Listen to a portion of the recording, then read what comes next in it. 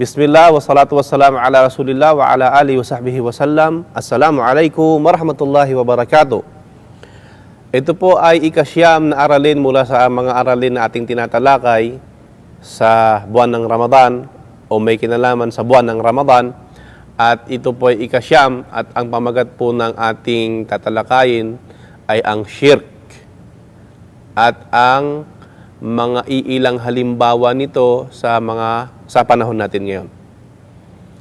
Alam po natin na natalakay na rin natin kanina na ang kalimatut tauhid, la ilaha illallah, at ang kasulungat po naman nito ay yung tinatawag na shirk, na kasalanang hindi pinapatawad ni Allah subhanahu wa ta'ala. Napakalaking kasalanan. So ano po ang ibig sabihin ng shirk? Ang ibig sabihin ng shirk, ito yung pagtatambal o di kaya paggawa mo ng katambal kay Allah subhanahu wa ta'ala.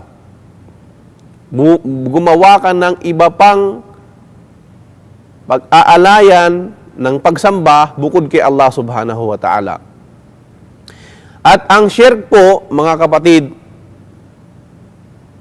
ay napakalawak ng kanyang kahulugan. At insyaAllah subhanahu wa ta'ala, ipapaliwanag natin dito kung ano ang iba pang uri ng shirk, at sapagkat ito ang shirk na ito ay nahahati po sa mga uri.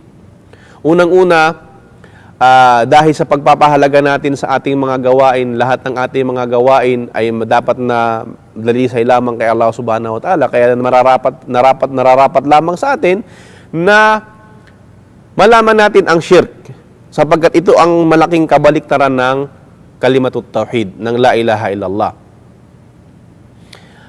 Sa isang aya na sinabi ni Allah subhanahu wa ta'ala, di ba? Sabi ni Allah subhanahu wa ta'ala, Inna Allah la yaghfiru ay yushraka bihi wa yaghfiru ma dhuna dhalika liman yasha.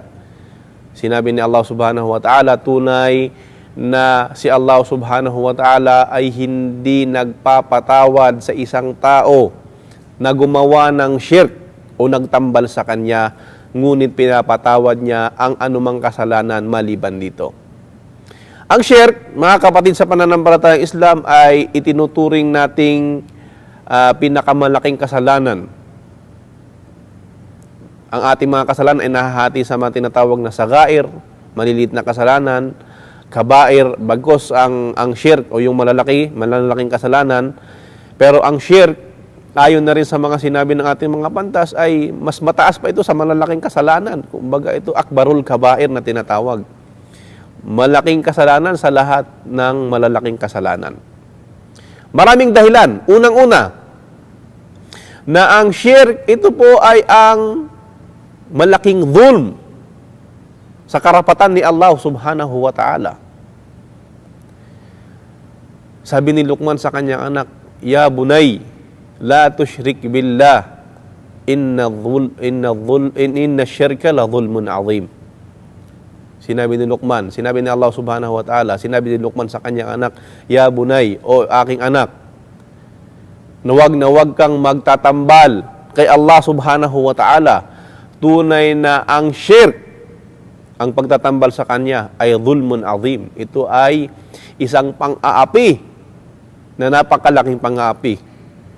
Sapagkat ang ibig sabihin nito ay hinahalin tulad natin ang ating tagapaglikha sa kanyang mga nilikha. Ikaw ay sasamba sa ribulto, ikaw ay sasamba sa santo, na para bagang ang santo o ribulto ang nagbibigay sa iyo ng buhay, ang nagbibigay sa iyo ng hininga, ang nagbibigay sa iyo ng biyaya, na ito ay kalapastanganan sa katangian ni Allah subhanahu wa ta'ala. Tunay na si Allah subhanahu wa ta'ala ay hindi niya patatawarin. Ito yung pangalawa. Bukod ito ay dhulm, ang kasalanan na shirk ay malaking kasalanan dahil ito ay hindi pinapatawad ni Allah subhanahu wa ta'ala. Ang shirk ay hindi pinapatawad ni Allah subhanahu wa ta'ala, gaya ng binanggit natin kanina. Inna Allah la yaghfiru ay yushraka bihi wa yaghfiru ma duna dhalika liman yasha. Hindi pinapatawad ni Allah kailanman ang isang taong nagtambal sa kanya, ngunit pinapatawad niya ang mga kasalanan bukod dito. Pangatlo, na ang shirk ay maituturing na malaking kasalanan dahil walang pag-asa sa paraiso ang isang tao na gumagawa ng shirk. ni amoy ng paraiso, hindi siya makakaamoy. Sinabi ni Allah subhanahu wa ta'ala sa isang kasakahulugan ng aya na ito, na sinabi ni Allah subhanahu wa ta'ala na sino man ang magtambal sa kanya ay walang patutunguhan kundi ang apoy ng impyerno at hindi siya kailanman makakapunta sa paraiso. Sinabi pa ni sa isang narration, sabihin sa isang aya, sinabi ni Allah subhanahu wa ta'ala na sino man ang magtambal sa kanya faqad habita amalu. Sabihin, isa rin sa mga dahilan, pang-apat na dahilan kung bakit itinuturing na ang syirk ang kasalanang malaki ay kapag ang isang tao nagtambal kay Allah ay napapawalang saysay ang lahat ng kanyang mga gawain. Napapawalan ng saysay ang lahat ng kanyang mga gawain. Ibig sabihin, kung ano man ang ginawa mo ng mga naunang kabutihan, pagkatapos ikaw ay nagtambal kay Allah subhanahu wa ta'ala, na ito ay mawawalan ng saysay. Ang kasunod dito, kung bakit itinuturing malaking kasalanan ang isang gumagawa ng syirk o yung paggawa ng syirk ay dahil ito yung akbarul kabair. Sa isang hadith na ni Propeta Muhammad sallallahu alaihi wasallam, sabi niya, gusto niyo bang ibalita ko sa inyo yung akbarul kabair, pinakamalaking kasalanan sa lahat ng malaking kasalanan? Sabi ng mga sahaba, opo ya Rasulullah, sabi niya, al-isyraku billah, ang pagtatambal kay Allah subhanahu wa ta'ala. At ang syirk po ay may mga uri. Ang uri po ng syirk ay dalawa, ang tinatawag na syirkul akbar, malaking syirk, na itong uri ng syirk na ito ay nagpapalabas ng tao sa Islam.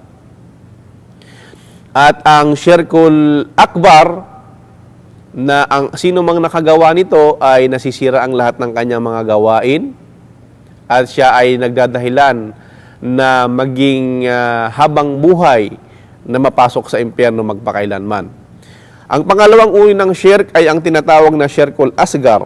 Ang syirkul asgar po naman ay ang maliit na syirk na kung saan hindi naman hindi naman nakakapagpalabas ng tao sa Islam, ngunit nagsasanhi upang maging makulangan o di kaya hindi maging kumpleto ang tauhid ng isang tao.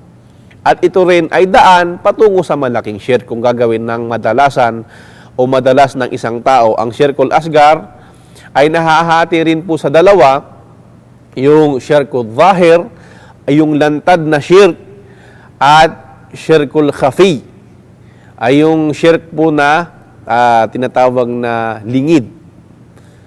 So dalawa pang uri ang syirk, uulitin ko, syirkul akbar, malaking syirk na nagpapalabas ng tao sa Islam.